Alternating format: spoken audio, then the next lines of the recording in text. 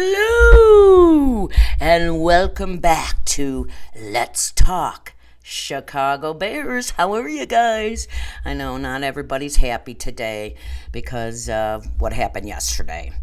I know, but we said as long as they get better each week, we can live with it, right?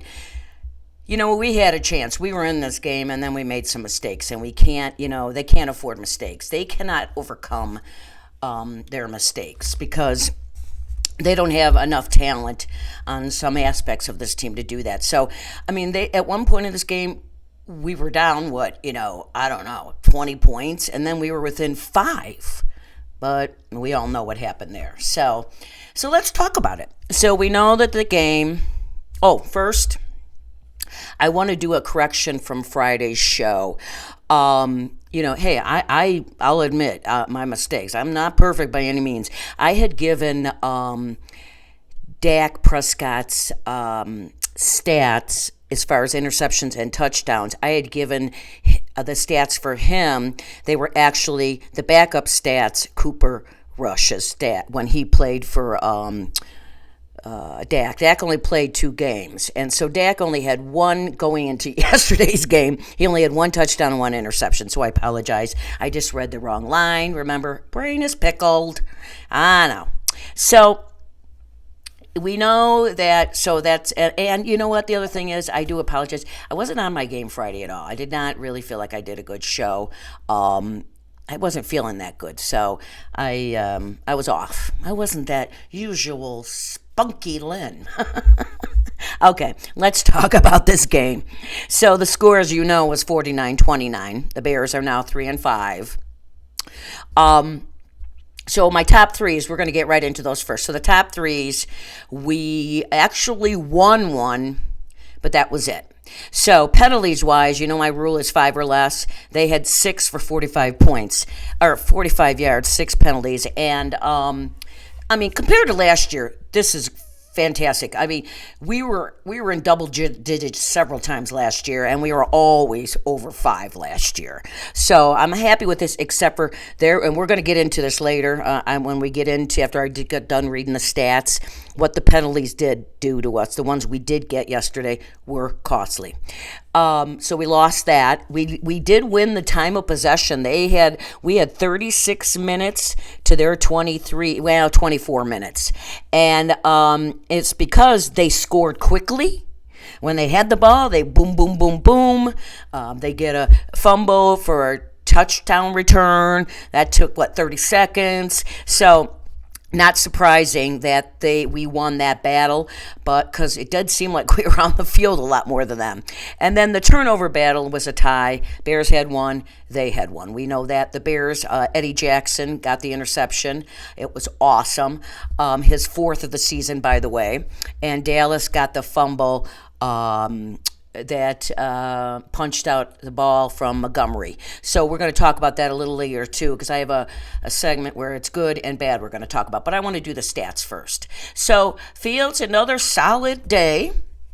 He's getting better. He didn't throw as much as he did last week, but he had more completions, believe it or not, after seeing some of the wide receivers, but we're going to get into that. So Fields was 17 for 23, or I should say he threw 23 times. He completed 17 for 151 yards. He threw for 2 touchdowns.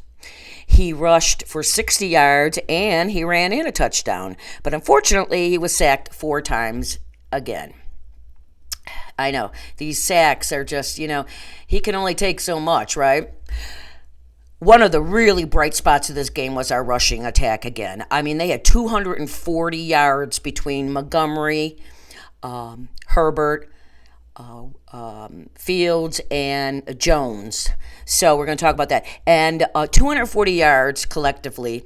This game was the 3rd game in a row that the Bears ran for over 200 yards. That is awesome. And that hasn't happened to the Bears since 1968. Most of you people watching this show weren't even born or weren't even thought of being born. I'm an old lady, so 1968 I was 10 years old. So that's phenomenal. We have got to keep that up. Herbert, unfortunately, didn't get 100, but he got 99, and he had a touchdown. He's number 24. David Montgomery, number 32, had 53 yards. Unfortunately, that fumble, that fumble that was punched out. And number 12, Jones, had 33 yards. And that one was on that really good sweep around that they did. They handed it off to him, and he ran. That was great. That was really, really good. So, Jones was on punt returns. They took him off because he kept fumbling. And he's had some fumbling problems, so he's not been in there a lot. But I would like to see him as a receiver a little bit more. See what he's got, right? Because our wide receivers, I don't know. We've got some problems. So we're going to talk about that. So let's just finish the stats. So again, I like this like he did last week. Fields threw to 7 different receivers, with Mr. Mooney, number 11, leading with 70 yards. Number 8, Harry, got a touchdown. He received a touchdown. And our tight end, number 85, Clement, scored a touchdown. And it was the first one since 2020 that Clement has gotten. So let's keep that going. But I like that he's throwing it around to all these different receivers, although some of them are really having a problem catching that damn ball, so which we're going to talk about. Then the defense, as we all know, did not have a great day. I thought it could have been worse, but the pass was they gave up 242 yards passing. This is the real problem. They gave up 200 yards rushing. Terrible. When they held New England, I was under 100. I think it was like 70. So, I mean, terrible. And they didn't even have Elliott in the game, their main running back. Just terrible. I think, again, they couldn't stop a toddler crawling in front of them. I mean it. They had 1 sack and the interception by Eddie Jackson again, which I said was his 4th this year. That is awesome. I want to see him just keep getting them. Huge. Unfortunately, we couldn't make it to our advantage, but still. Well, I think we got 3 points out of that interception, but you know what I mean? It's just I wish we could get more and more, but they'll come. They'll come. Okay, so that's pretty much the stats. The only thing good about that game is the running attack. I mean, 240 yards, 3 games in a row over 200. Phenomenal. So we're going to talk about it. But here's my observation of the game. So I do take notes, and I look at the first drive for both teams, and the first drive for them, they went right down the field and got a touchdown. We did nothing. So, but I do notes, and I always, I write down little notes to myself, and then I write next to it, good, bad, good, bad. There was more bad on my notes yesterday than good, for sure, as we all know, right? And as I said, the defense couldn't stop the run, and this is the first time all season that our secondary did not look good. They were being picked on a lot. Odell Dallas is very good, and it said that was a little bit of a concern. But and number 22, Valdor, number 22, they were picking on him a lot in the first half. Kind of let up a little bit on the second half, but he is the weak link in the backfield right now to me. We've got the 2 rookies. Gordon 6 and Brisker 9. We've got who are really developing. They're going to make some mistakes, but they're always in there. Brisker was all over the field yesterday, all over the field. And then we have Eddie Jackson and we have Jalen Johnson. Valdor is the weak link, and they picked on him a lot. It was quite obvious who they were going after in that game. So, but the first 4 times the Dallas touched the ball, they got touchdowns. You just can't let that happen. You cannot let that happen. And everyone says, oh, but we're second half team. You know what? In the NFL, they play for 60 minutes. 4 quarters, 60 minutes, not 2 quarters and 30 minutes, Bears. That's all I'm saying. So this has got to stop with this, giving up all this shit in the first half and then, relying on your offense to score a ton of points to make up for what the defense couldn't do in the first half. So that has got to be worked on. The Bears defensive line, now that Quinn's gone especially, I mean, a lot of times, and I said it, you never saw him in there, but he was being covered, sometimes double covered. So now that he's gone, that really opened up and showed you that our defensive line it is a problem and has been a problem all year. It really has. That's the problem with stopping the run. It's those guys up front. that those four guys up front have got to stop the run. And we don't, like last year and the years past, we had Hicks, who was an awesome run stopper. We don't have him. We don't have Mack. And that's okay. So next year, in the draft, they really draft and free agency. That one of the biggest things besides the O-line and our receiving core is we got to work on defensive linemen. We got to get big bruises in there. And maybe these guys that are doing it now, they'll be bringing more guys in. Maybe once they start to gel a little bit more, but right now, not looking good. I mean, if you can't stop the run, forget it. So it is something definitely we're going to have to work up in the off season. And the Bears did not stop Dallas. They only had 1 3-and-out, and that was in the third quarter. Again, you can't do that. You can't let teams just run up and down the field. I mean, my God. In Pee Wee football, they play better than that. So, the defense, it wasn't pretty, except for one bright spot, which was Eddie Jackson's interception, but that was it. I did see some players running on the field. I like it, but we really, really got to work on that fucking defense line, So, but that is where the problem lies, ma'am. Ma'am? Why did I say ma'am? I don't know. Who are you talking to? Excuse me. And in the first half, they got a little better in the second, but they were not tackling good. They were missing tackles at defense, and they were one time I saw this guy, and you got to stay on your feet when you're tackling. He flew at this guy, and I didn't see his number. He flew at him to try to tackle him. Well, the Dallas guy just brushed him off through him, and he flew up. Don't leave your feet. These youngsters got to stay on their feet when you're going to make a tackle. Stay on your feet. But yeah, we got to get, tackling can be improved for sure.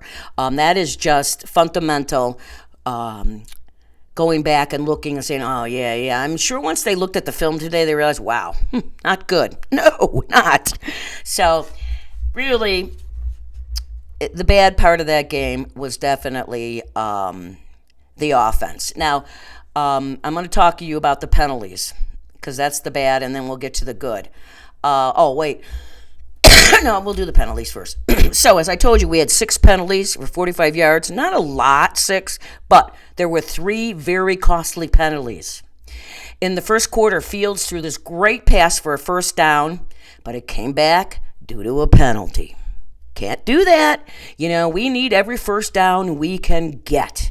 So, that caused that, and then the drive ended up going nowhere. Third quarter, the Bears were driving down the field, and they were, and then they got a penalty. It pushed them back 20 yards. They were on 3rd and 20 or something like that, and that 3rd and 15 maybe, and that's when number 32, David Montgomery, was running really hard to get the first down, and he was getting so close, and he got the ball punched out. And the fumble occurred, and, of course, no Bear player touched that guy. Was it number 11? What was it? Micah Parsons? I'm not really sure if it was him. But regardless, you got to touch the guy, Justin. And everybody else standing on the field looking at him as he's running for a touchdown. What the fuck was that?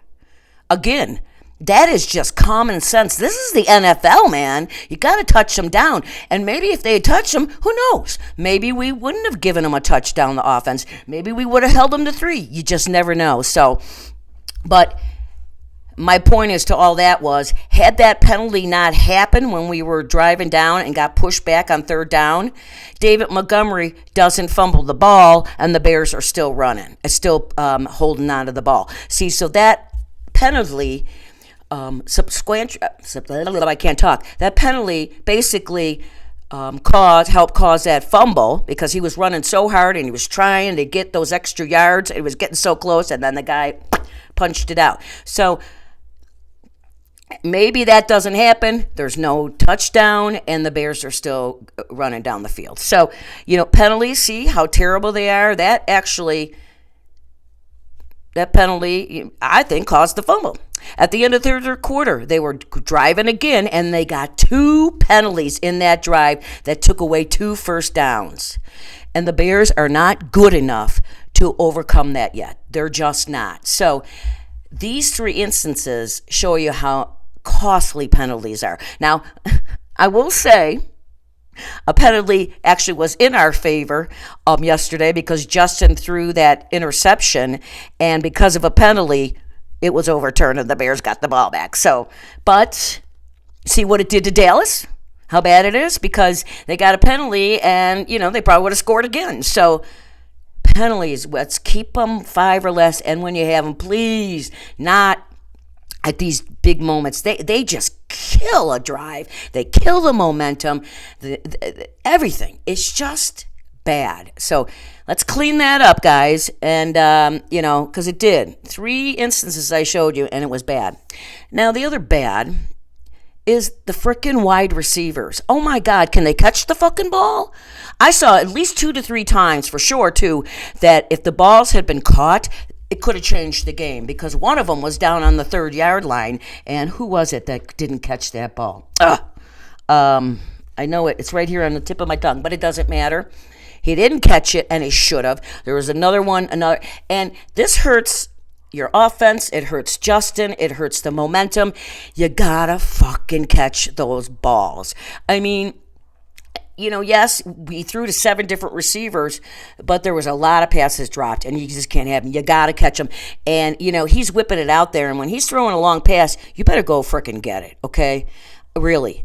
Mooney had a good day. He really did. I saw him, and he was, trying to get in there and stuff, but these younger guys, we got to work on that in the offseason as well. We need pass rush. We need wide receivers, especially guys that can go up and get the ball over the defender. Definitely need that. I thought that's what Harry was going to be, but they're really starting him out slow, although he got a touchdown, but they haven't been really throwing to him a lot unless he's being double covered, and I'm not seeing it. So I don't know if it's just that they're trying to slowly put him back in, but come on, let's get him going. That's what we got him for, right? So, you know what? These receivers are doing no justice to their quarterback by not catching that frickin' ball when he throws it to you. There was a couple overthrows, but most of them should have been caught. And I mean it. It was just unacceptable. So, and then the offensive line, we know we've got a lot of work to do there. It showed again. They're obviously very good at the run blocking, but they can't hold up a whole game to allow Justin to consistently throw and try to feel comfortable back there. So, the offensive line is just such a mess. We had a guy sit out.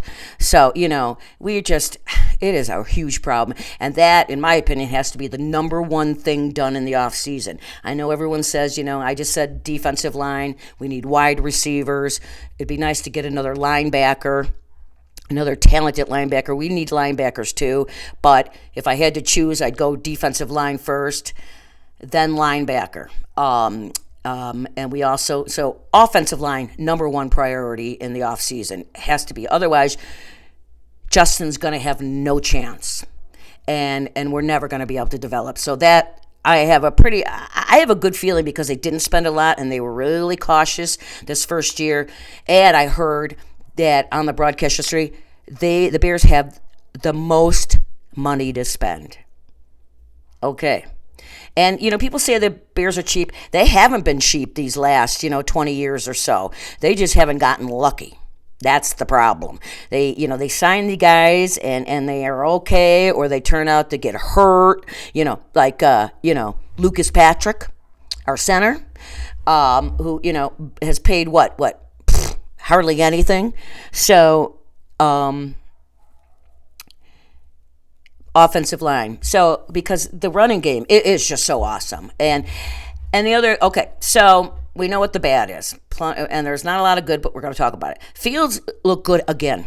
Each week he's progressing. He had no touchdowns. I mean, no interceptions. He had the one, but it was called back, so that don't count. So he had no interceptions.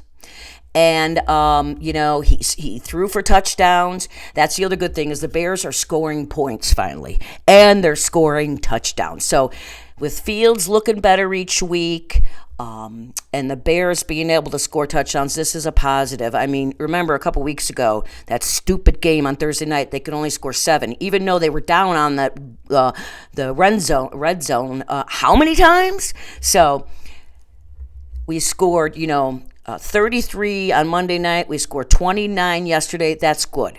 We just had the defense been able to stop, a toddler baby walking by them. Like I said, maybe we could have had a chance to win that game because as before, we got close. And then we had the turnover, and that seemed to really take the air out of everybody's sail, in my opinion. I will say, though, there was one person that was, I should have put this under the bad, that I thought was missing. I actually didn't think he was in the game. I was like, where is Roquan Smith? You didn't hear his name yesterday. And a lot of people were saying, oh, he's upset about Quinn being traded. Grow up and play the fucking game. No one was surprised that he was traded. The Bears are trying to get another draft pick, and you want a big contract, and that's how you act? That ain't going to happen, my friend. So grow up, Roquan, and you be the leader on this defense now that Quinn is gone. You step up and do it, and maybe you'll get that contract you want. But, crying like a baby and not playing on the field, not going to work, my friend. So, again, the good, Justin, definitely improving. He seems to be getting more confident out there. He's throwing some balls, and the long balls have looked good. It's just our damn receivers can't catch them. So, and our running game is awesome. So we know what the problems are on our offense. Offensive line and receivers need to catch the fucking ball. One thing I will say that is good, I was watching Coach Flus's press conference after the game, and it is such a breath of fresh air to listen to him at his press conferences because he talks about plays and this and that and this and that. I mean, how nice is that? Unlike the last idiot we had who just went blah, blah, blah, blah, blah, blah, blah, blah, blah, blah, blah, blah, blah, blah, until the guys were tired of asking him stuff because he never answered them. Coach Flus, I think, is really going to have this team ready to play next year when we can plug in the guys. We're going to get them from draft. We're going to get them from the draft. We're going to get them on free agency, and he can really. He's an inspirational dude, man, and I think he can mentor Justin to be what everybody believes he can be. So let's just hope. But he is awesome. I'm digging this coach a lot. Now, there were a couple plays. I got to say the OC, Luke doesn't get it. I know that's not his last name, but I call him that. He had some good plays, and then there was some really dumb plays. And usually they're down by the goal line, or I don't like the double pass. That double pass yesterday when they tried to get that, and then they got a penalty on that. It was just, and the guy didn't even catch it anyway. So he threw it over his head. So I don't like those quirky, stupid plays. I know John Madden once said many years ago. He said teams that do quirky plays are bad teams just trying to move the ball and get points, and that is us. I don't like them. Let's just stick to one handoff, one pass. Let's not go all over the field, hand it to him so he can hand it back to him so he can hand it back to him and he can pass it. No. So Luke doesn't get it, is getting a little better, but he's not where I want him to be yet. So I'm sorry, but that is just a fact. And, of course, the defensive coordinator, well, he has got a lot of work to do. A lot. But when you don't got the talent, you can only do so much. And that's the truth. So, and another nice thing, TV announcer Daryl Johnston was the commentator. He was a fullback and he played for Dallas. And I gotta say, he said some really nice stuff about the Bears and their growth. He saw them. He's seen them play 3 times this year, and he said, and I've seen progress each time. He said the Bears are going to be there. You just got to give them another year or so, and they're going to be there. And he said, I can see it. And it was so nice to hear somebody say something nice about the Bears, because usually the commentators are making fun of them, or they're gooing and gone over the other team, and then they put the Bears down. That's usually what happens. We all know that, right? So, it was kind of refreshing. So, Daryl, you rock on, man. It was. We're getting beat to shit, yesterday. And anybody who stayed with the game, it was nice for him to say that at the end, because it did make us feel a little better. I don't know about you guys, but it did me. Now, I know a lot of people probably turned off the game. I know my sister did, and she's like, you're still watching? I said, well, of course. Number one, I never rarely turn them off. And number two, I go, I'm doing a show. I got to watch it down to the brittle end. So that's our show. That's pretty much if you watch the game, what I told you, you already knew. And it is frustrating. I think the worst thing that made me, there was two things that made me the maddest, was the receivers not catching these balls when Justin's throwing it to them, especially those long balls that can change. They catch those balls, we score, let's say, it changes the whole momentum. Then you're like, well, then we're, getting closer and this and that, and it can change it. So catching the balls can make a huge difference in the game. And I'm not saying we would have won it, but had they caught those balls, maybe it wouldn't have been 29-49. Okay. And at the end, we all know the Bears are probably done in the fourth quarter. So,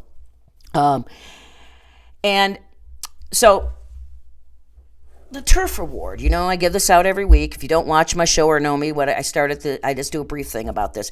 It's an award because this was artificial turf in Soldier Field for years and years. And not until 1998 did they actually put real grass down. And this was the turf that they ripped up in 97, and they sold partials of it.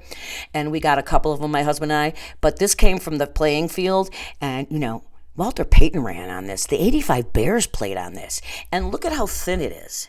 Can you see that? Can you imagine landing on that week in and week out? Hell no.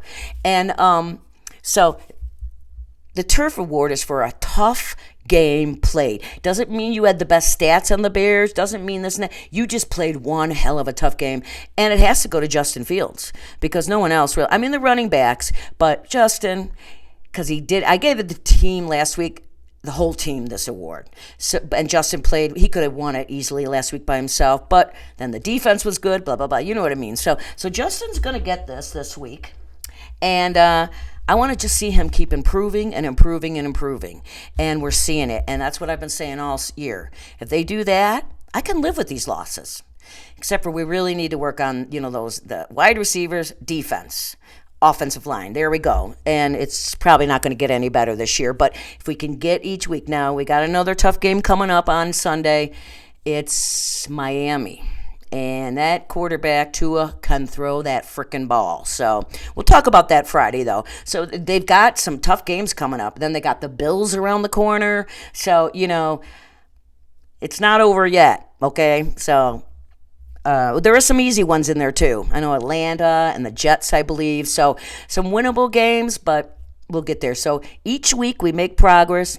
I'm rocking. I'm rocking and rolling, baby. I'm rocking. All right. So that's that. We're not going to go on. I could go on and on about it, but you know how I feel, even though I love my Bears. So much for that game. We're going to put it out of our mind, and we're going to move on to Miami because we're Bears fans. We're loyal and we're tough.